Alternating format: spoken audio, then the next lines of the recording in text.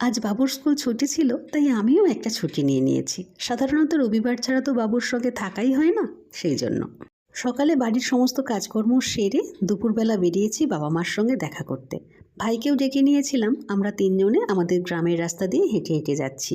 আমাদের গ্রামের রাস্তাগুলো এত সুন্দর, ইচ্ছে করছিল সবটা আপনাদেরকে দেখাই। বাবু মামার বাড়িতে গেলে প্রচণ্ড চঞ্চল হয়ে যায়। দেখুন, পর্দাটা এমন টানলো রড সমেত হাতে চলে এসেছে। মামার বাড়ি এলেই বাবু কিন্তু বিকালবেলা মাঠে খেলতে যায়। এখন সেটাই যাচ্ছে মায়ের সঙ্গে। মাঠে ওর প্রচুর খেলার সঙ্গী। বাড়িতে তো প্রতিদিনই রান্না করে থাকি, কিন্তু যারা আমাদের রান্না বান্না করে খাইয়ে দাইয়ে বড় করেছেন তাদের কিন্তু রান্না করে খাওয়ানোর সুযোগ আমরা মেয়েরা কমই পেয়ে থাকি। তাই আমি যখনই বাপের বাড়িতে যাই চেষ্টা করি কিছু না কিছু রান্না করে বাবা মাকে খাওয়াতে। আজকে আমি দুধ পনির রান্না করার সমস্ত সামগ্রী একেবারে জোগাড় করে নিয়ে এসেছি।